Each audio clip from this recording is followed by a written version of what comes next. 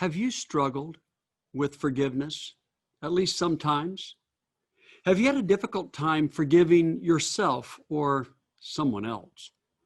Have you sensed that someone was having a hard time forgiving you? Experiencing forgiveness feels good and liberating and restoring. But feeling unforgiven leaves us in pain, feeling wounded, stuck, and isolated. I can't imagine that during this pandemic or the upcoming presidential election that we will need to be less forgiving. You may be in a situation right now where you're struggling with a precious relationship where you want to move forward and forgive or be forgiven, but you feel stuck. Jesus' teachings and example about forgiveness are both encouraging and daunting. He taught his disciples to pray, "Forgive us our trespasses as we forgive those who trespass against us." He taught us that those who forgive should hope to be forgiven, but those who refuse to forgive should not hope to be forgiven. He modeled for us what it is like to forgive in daily interactions, but also in unthinkable persecution. Is it possible to truly forgive? Is it realistic to think that we could be fully forgiven? Is there a way to grow in forgiveness so that we might become forgiving in all our relationships? We know that forgiveness is the key to strengthening relationships, but it is also essential to healing wounded relationships and restoring those that are broken. We are blessed to have as our guest on the Love First podcast, Dr. Everett Worthington. He is Professor Emeritus of Psychology at Virginia Commonwealth University and a world-renowned researcher in forgiveness. Dr. Worthington has authored more than 30 books and 350 scholarly articles on forgiveness and is currently involved in forgiveness projects around the world. Everett was born in Knoxville, Tennessee, and he attended the University of Tennessee, Knoxville, where he got his undergraduate degree in nuclear engineering. After earning his master's degree in nuclear engineering at MIT, he served in active duty in the U.S. Navy as a naval officer for 4 years, teaching at the Naval Nuclear Power School. But it was during this time that he came to his personal faith in Jesus Christ, and this shifted his future. He felt called to prepare for a new mission. He went back to school. He earned his master's and PhD in psychology from the University of Missouri, and he has devoted the rest of his life to understanding forgiveness and helping others grow to become forgiving people. We are so excited that you have joined us for the Love First podcast, where this week and next, we will be talking with Dr. Worthington about forgiveness. If this is your first time to join us, thank you. Our purpose at the Love First podcast is to catalyze courageous conversations that revolutionize the way we love each other. And this will certainly be one of those courageous, revolutionary conversations. If you are returning and you have been supporting the Love First podcast, thank you so much. Thank you for liking, subscribing, and sharing. And let's get started in this conversation about forgiveness. Love first, I know. Love first, I know. Lord, take control. Lord, take control. Love first in my soul. Love first in my soul. Lord, take control. Lord, take control. So as I mentioned, Dr. with us today, and we're so excited to have him in our conversation. Now, I feel a little bit awkward not referring to him as Dr. Worthington, so I reached out and asked him what would be appropriate, and he said, most people call me Ev, and so that's how. So Ev, welcome. Thank you so much for joining the Love First podcast. I want to begin by just asking you, would you take a moment and introduce yourself to our listeners and those that have joined us for the podcast?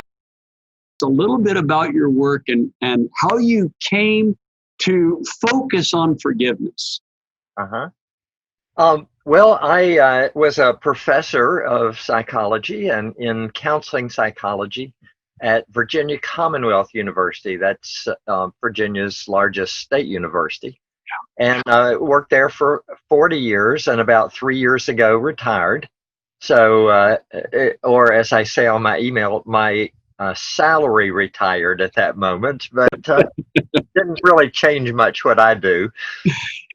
So I started out there and was trying to get licensed, and so as a clinical psychologist in Virginia, and so I saw couples, and I had a part-time private practice for about 10 years, in which I saw nothing but couples. Well, of course, as soon as you start dealing with couples who are coming to a therapist, you're going to have forgiveness issues. And so that became really something that was central to almost every case that I saw.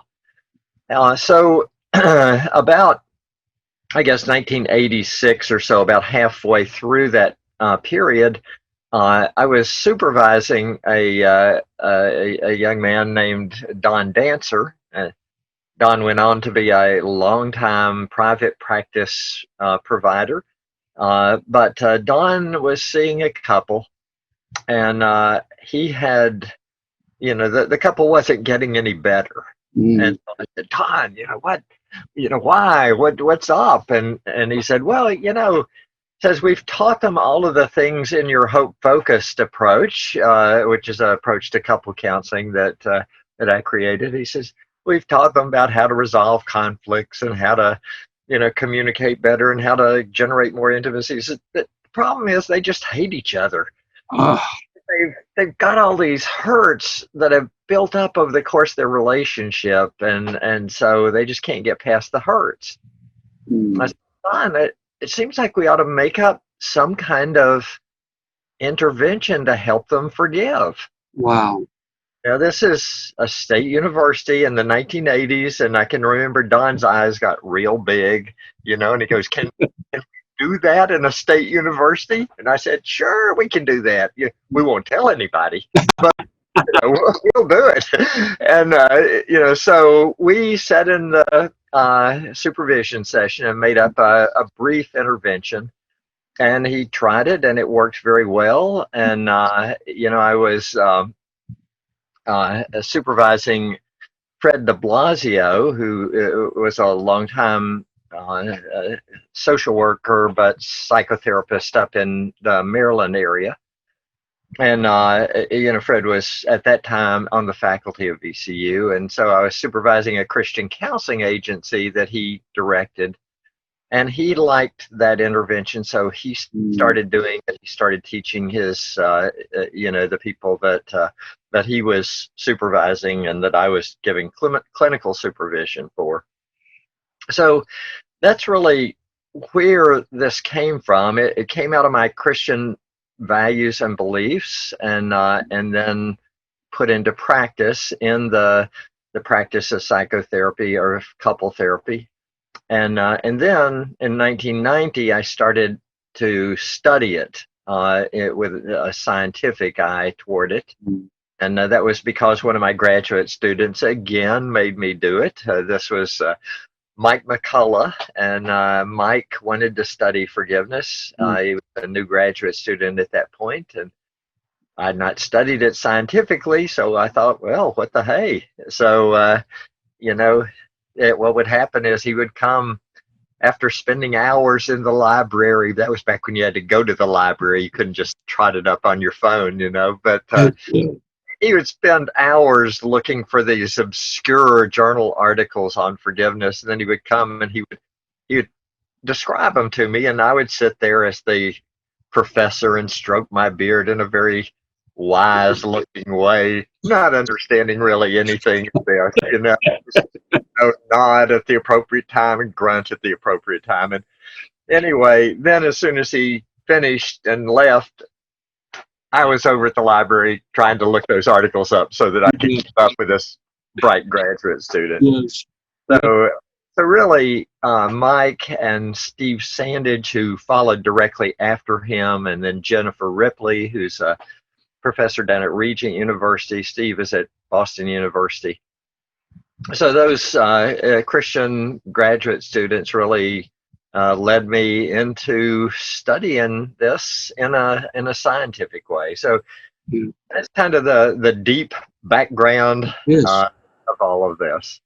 And I really appreciate that, because just to be transparent, I don't often put forgiveness and science, on the same table and lay them together. I might lay them side by side and compare and contrast, but you've done something, colleagues have done something very different. And in several of the journal articles and peer-reviewed articles that I read, there's been a lot of science put into this. And some of the things that you articulate, that this directly impacts health, it impacts society, and all of these are scientifically quantified.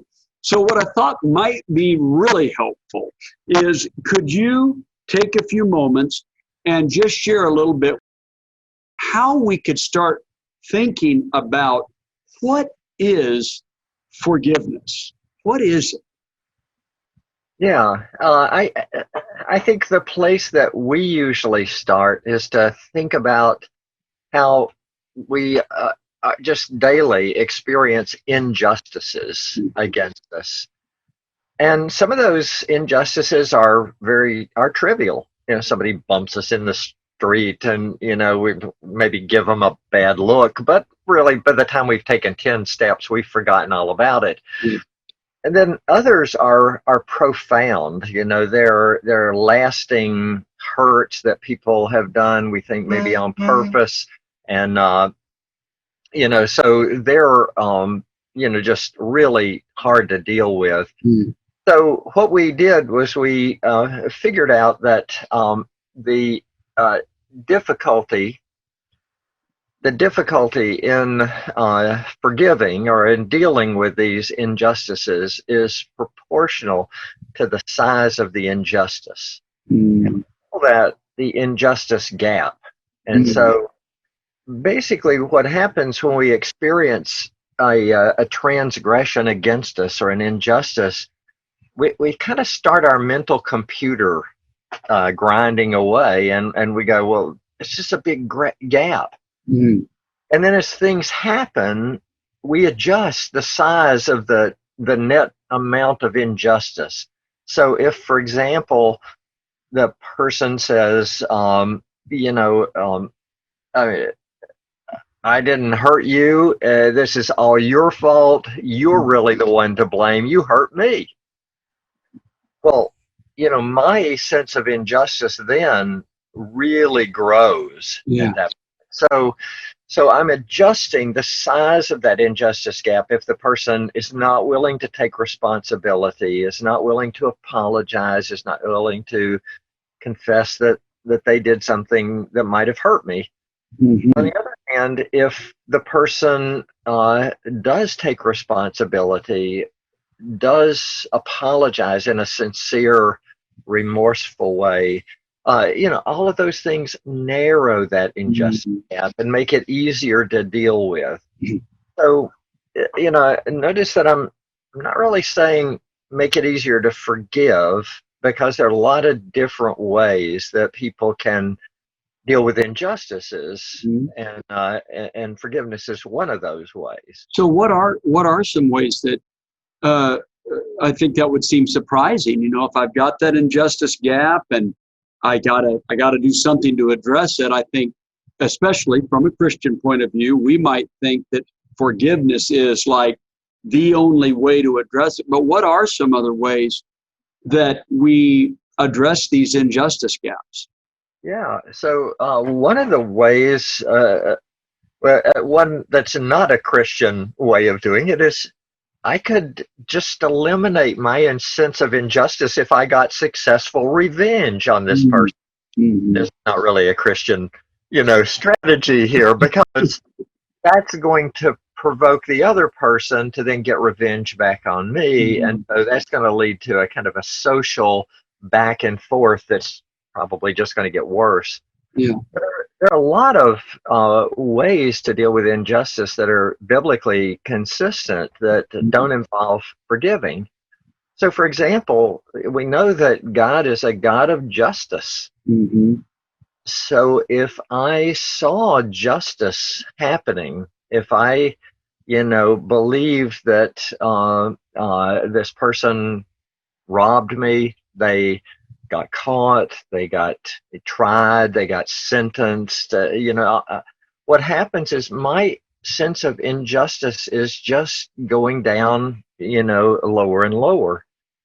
Another way that I could deal with this injustice gap is I could just turn it over to God. Mm.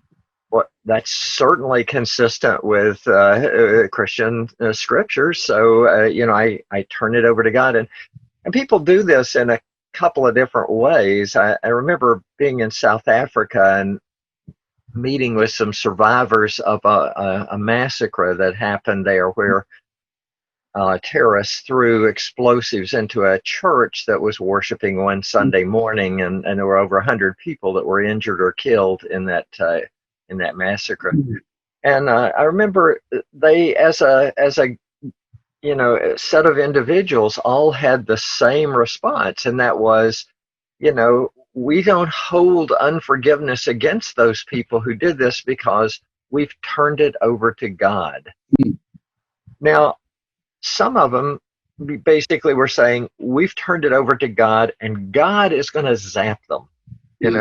Divine justice is what we're relying on. But other people just said, this is not mine. Vengeance is, not mine. It's the Lord's. And I'm just going to relinquish this to God. This is not my problem. This is God's, divine problem. So besides, there's kind of two ways of turning it over to God to appeal to divine justice, or just to relinquish it. Another way that I could deal with injustice is to forbear. Forbearance is different than forgiveness. Paul in Colossians says at one point, forgiving them and forbearing. That's right. That's right. He makes a distinction. So if I forbear, that means I refuse to, to hold this against them. I refuse to respond in a negative way for the sake of harmony in the group. And that's forbearance. So in Eastern cultures, like in China, Hong Kong, and places like that, forbearance is really the go-to option. A lot of these places that have not had a Christian background for 20, 30, 40 years, forbearance for the sake of group harmony is the way that they deal with injustices. And if they were to confront the injustice and push for justice, that would be very stressful for them.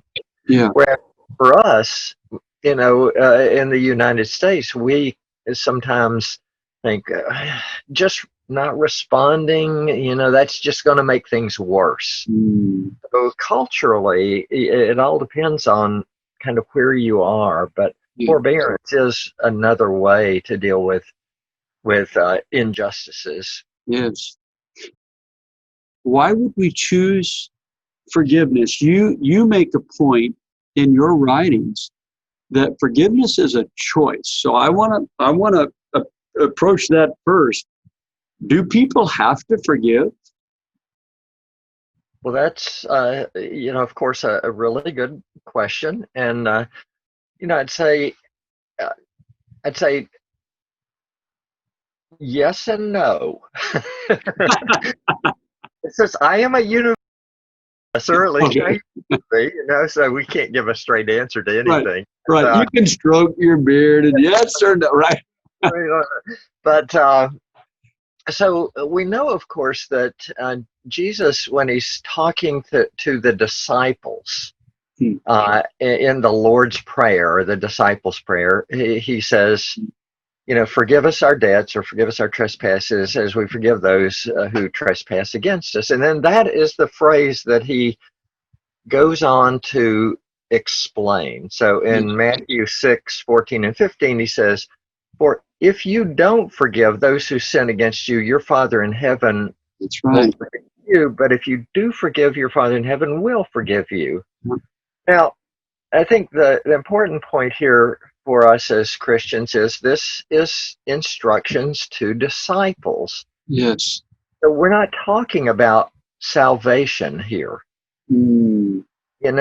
Otherwise, we could control whether God forgave by just forgiving everybody else. So, clearly that's not what's meant. This is more about what in other places in Scripture gets called the great white throne of judgment, or the believer's judgment. So this is more about the acts of believers that are judged and burned up as straw or hay or stubble, or treated as, depending on the nature of the act, as gold or silver, precious stones. So Jesus is making the point, you should forgive. Yes. But again, I think that what this really applies to is if this situation has gotten to the place where the person is harboring that root of bitterness talks about, in our heart. This is not just dealing with an injustice. So an injustice happens to me. I've got plenty of biblically consistent ways to deal with it. Turn it over to God, forbear, whatever. But if I've let this marinate and turn it into bitterness and an unforgiving heart, then I think we are called to forgive. And I think something else that I'd like for you to kind of flesh out for us a little bit is you note, as I noted some of your colleagues also expressed, forced forgiveness doesn't stick. That forgiveness that is the result of a choice is really the sustainable route, versus feeling like, oh no, if I don't forgive, I'll be lost eternally. If I don't forgive, then I am doing harm to myself, or I'm not providing opportunity for this relationship to be made better. How do we go about making that choice? And maybe this is a place where you could also help us understand the difference between decisional forgiveness and emotional forgiveness. How do we think through that? So we believe really that there are two separate types of forgiveness. So a lot of people will want to put them together and say, oh, these are two halves of forgiveness. Not really. I think these are two different experiences. And one of those is to make a decision about how I intend to treat the person who has harmed me. I am going to treat them as a valued and valuable person, a person created in God's image. And I am not going to get even with them. I am going to, make a decision to treat them in a different way. Now, notice this is not really behavior. This is an intention about my behavior, because I couldn't make that decision that I'm going to treat this person very differently, and the person gets hit by a car tonight.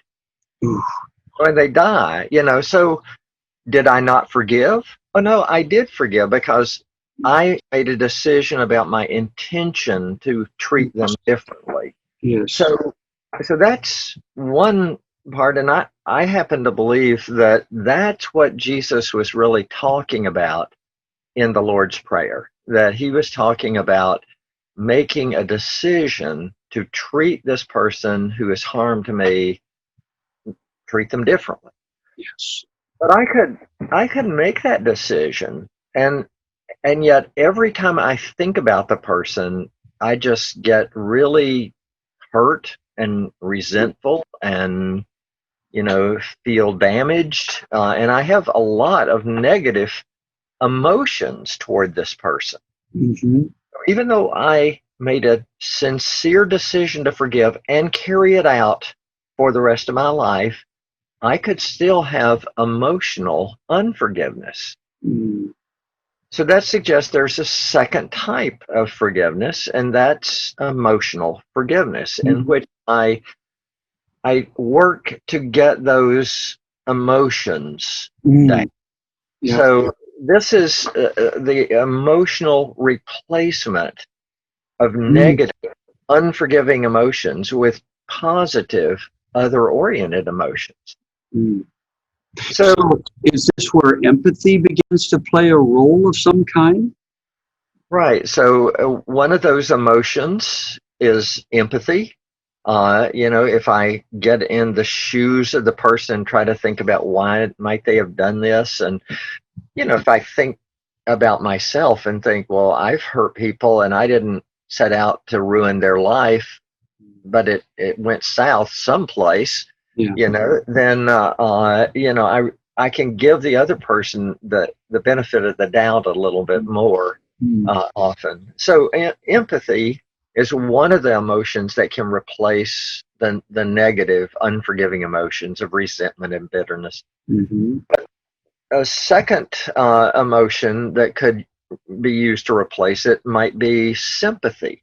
Mm. I feel like, no, I can't ever understand how anybody could do something so terrible as this person did to me. But I can still get to the place where I say, but I feel sorry for them. Oh, okay. In fact, I feel beyond sympathy, I feel compassion for them. I would like to bless and not curse them, and that is a more compassionate stance, and that compassion can change my emotional state too. The other emotional replacement emotion is love.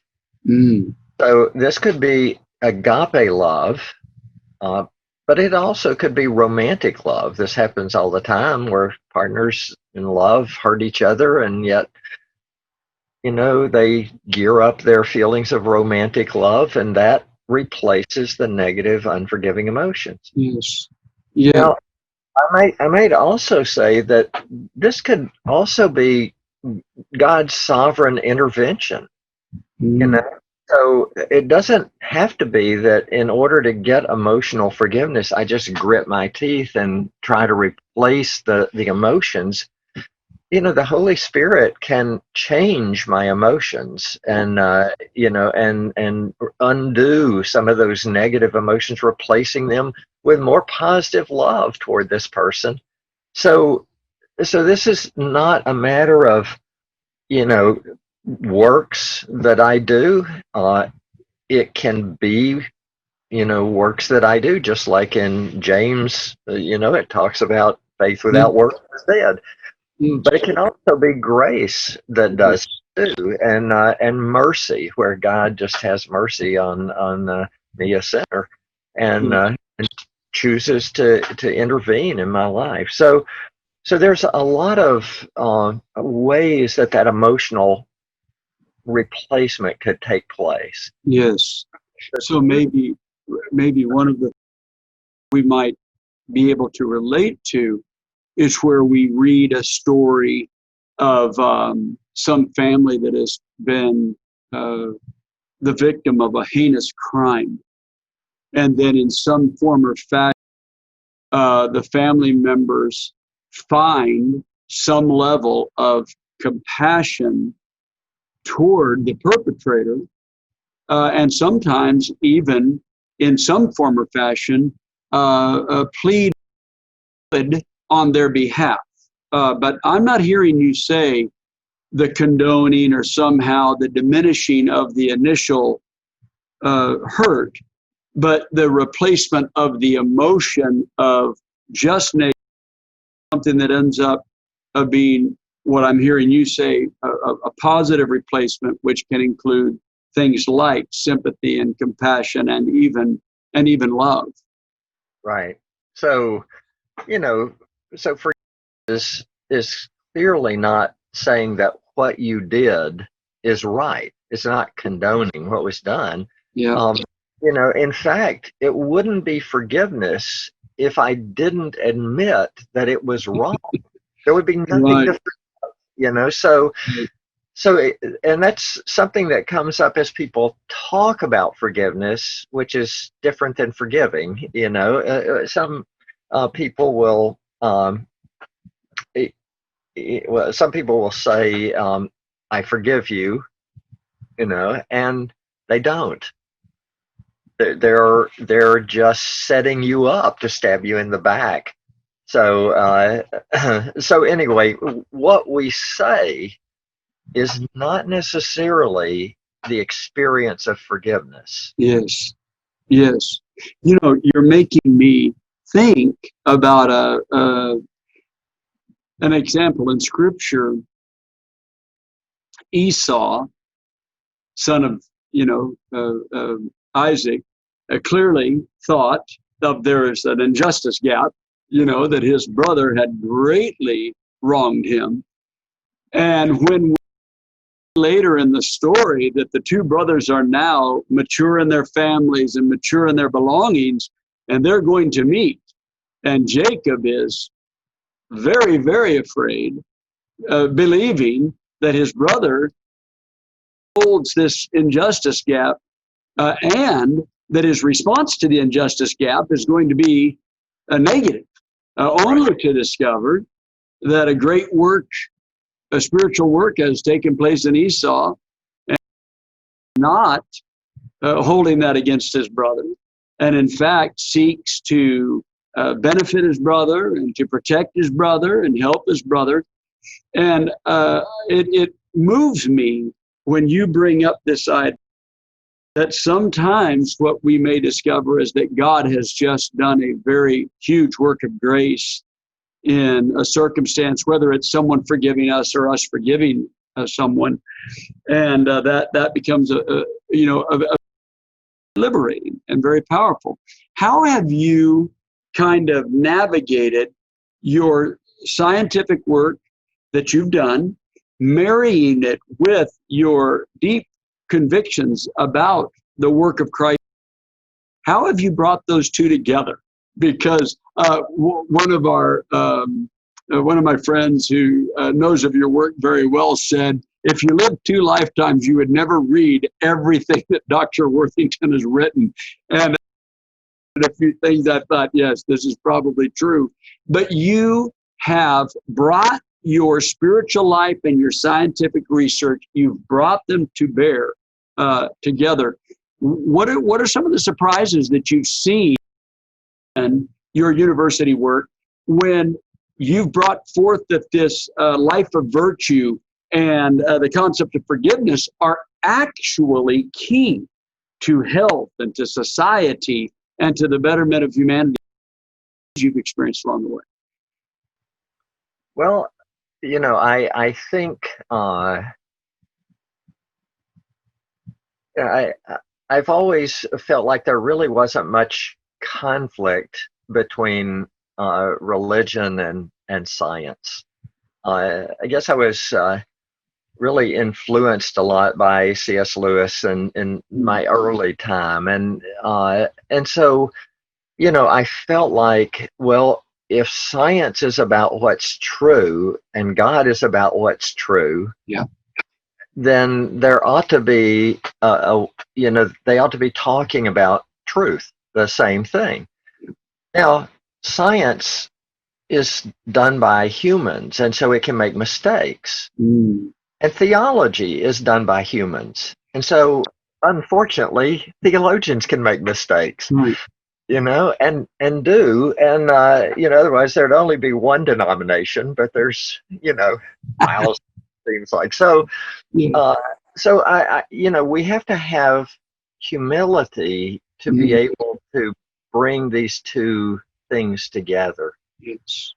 I think that's been really one of the surprises is that forgiveness is not out there all alone as the Lone Ranger virtue. Mm. It's like all of these virtues that go into the formation of a Christian character are interrelated with each other. And forgiveness is related to humility. Can you flesh that out for us a little bit? Talk about how humility influences forgiveness. Well, and vice versa. But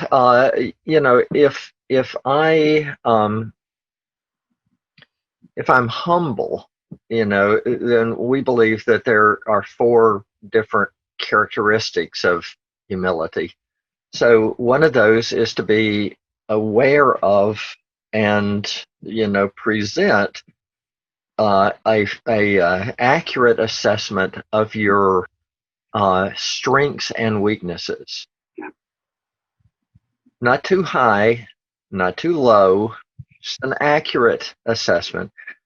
Second, we need to be motivated to be teachable, to be someone who wants to correct the weaknesses and wants to learn more about how to be more virtuous. Third, we need to present ourselves modestly. And fourth, the characteristic that really makes it Christian humility as opposed to a kind of a more secular humility is that we need to be oriented toward others in a way to lift them up and not, put them down. Yes. So what we have is, we have Paul's great hymn to humility in Philippians, where he says, "Have this mind among you that is the mind of Christ, that who did not count equality with God a thing to be grasped and held on to, but emptied himself, taking the form of a servant." So he lays down his life, and this is the King of all creation that's doing this. And you have to understand also, this is to Philippians. And if you remember in Acts, when Paul was in Philippi, he has this time where he's in jail because he's disrupted commerce, and and they're doing exactly what I'm sure we would all be doing in jail. Singing hymns and praising God. I know I probably might not have been doing that at midnight, but he is. And then the jail springs open. Yes. The Philippian jailer looks and sees that the door's open and pulls his sword out to kill himself. Yes.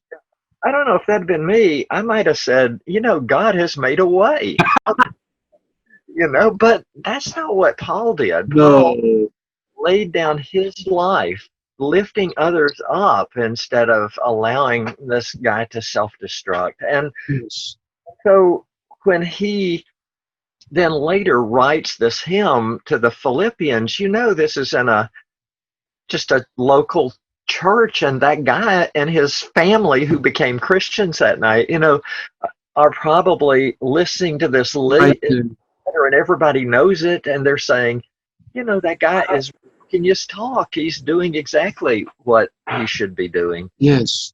And he's saying exactly what he did. Yes. Yes. And it touches me.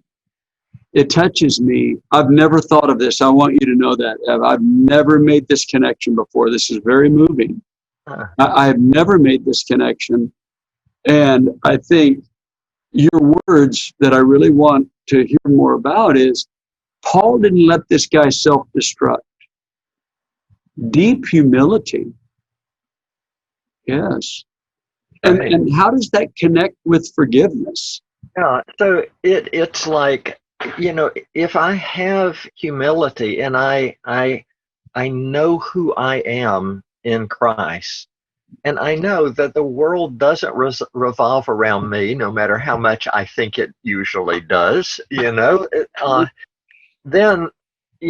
and that fourth quality, if I am oriented to others to lift them up instead of put them down, yes, then the more humble I am, the more likely I want to be to say, I am not going to demand my rights of justice. I don't want you to come and beg at my feet for my forgiveness. I want to give you a blessing, although that is probably going to be hard for me to do. Yeah. So it's going to have impact in the heavenlies. Yes. It's going to be a loosening where I had the power to bind this person in the heavenlies, but by forgiving them, I can set those chains free from them, and I can lift them up instead of putting them down or leaving them bound. Yes. So I think that, humility is, really kind of a central virtue that really has an impact on lots of different virtues. Yes. And I hear a profound, this is helping, because that injustice gap, sometimes the nature of what created the injustice gap is unsolvable. Someone was disabled or injured or even killed. Someone was abused in such a way that there's just no one doing it. It's not a bump on a sidewalk, so to speak. But sometimes that injustice is so large that forgiveness can seem out of reach. But if I'm hearing you as well, that there is also an opportunity in that for significant unbinding, where I think Jesus's comment to Simon the Pharisee in regard to his criticism of the woman that came in and washed Jesus's feet with her hair. And Jesus gives that illustration of the two debtors, one that owed a lot and one that didn't owe as much, these gaps. And yet neither one of them could close the gap on their own. It was going to take the forgiveness they owed to release them. And I can personally recognize in my own family life that it would be impossible to quantify the number of small expressions of forgiveness over all these decades of marriage and raising family together, let alone serving in the church family. I've often thought, when people ask me, what has it been like to stay at the same church for 24 years? And I tell them there are three great words that describe it: kindness, forgiveness, and love. People have been astoundingly kind. They have been, and they have ever increased their willingness, their intent to love. And of course, we would feel like we were growing similarly along with the church. You have developed kind of some resources to help people navigate this. We have people watching who just this week have made decisions to forgive. They've made a decision they want to do this. I received emails this week. One said, I believe God is doing a great work in my life.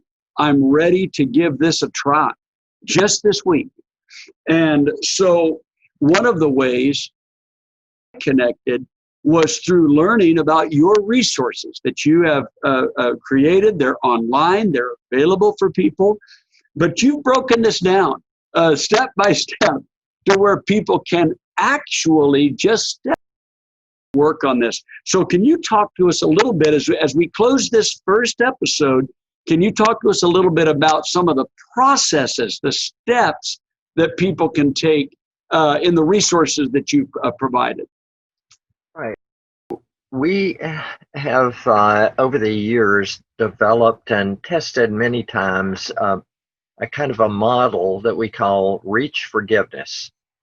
And that's because REACH is an acronym or an acrostic where REACH, each stands for a step in experiencing emotional forgiveness. Mm-hmm. Now, within the whole process, there other things that have to happen, like defining what forgiveness is, decisional and emotional forgiveness, seeing that we get a lot of personal benefits out of forgiving. That's not why Christians forgive. It's because, I mean, I can't ever myself say, oh, I'm going to forgive because it's going to make me feel healthier. It does, Right. it's just like salvation, it's like we get plenty of benefits Yes. from salvation, but we don't say, oh, I know a great way to get some benefits to be healthier, or less mentally troubled. So, so we have this 5-step process to reach forgiveness, and we have used it in the form of little groups that could be discussion groups, or they could be, kind of work through the process in a psychoeducational group. Okay. These are free for people to lead. They're leaders manuals and participant manuals, and anybody can use those. They don't cost anything. You don't need my permission. It's explicit on the website. Just use it if it works for you. The other way that people have found this effective is to do a do-it-yourself workbook. So we've had 3 randomized controlled trials that show that people who use these workbooks can, forgive. Right now, we're in the midst of a 6-country trial with Hong Kong, Ukraine, Indonesia, South Africa, Colombia, two sites in Ukraine. So these things are being used all over the world, and people find them helpful. Yes. So just kind of walk you quickly through the steps. I can say the steps very quickly, but the fact of the matter is, the longer a person tries to forgive, the more forgiveness they'll experience. So now sometimes it just happens all at once. And sometimes we just see no progress, and then eventually it starts to move. But on the average, the more time that people spend, the more they'll forgive. Okay. So the first step is R, to recall the hurt. So this is, we can't forgive if we deny that we've been hurt, or we refuse to face that we've been hurt. But if we keep playing it over and over the same way about what a jerk that person was for hurting me, or how victimized I've been for, have been hurt, we're not going to make any changes. So we need to recall the hurt in a way that helps us empathize or sympathize or feel compassion or love for the other person. So that's E, to emotionally replace the negative with the positive. We empathize first, and then, if that doesn't work, we can move on to sympathy and compassion and love. A is then to give an altruistic or an selfish gift, because we can choose to give that gift. Yes. It'll be hard, but often, but we can give that gift. And then C is to commit to the forgiveness that I experience. The reason that we do that is because, we can have an experience of forgiveness, and as soon as we get out of the situation again, we start doubting ourselves. Yeah.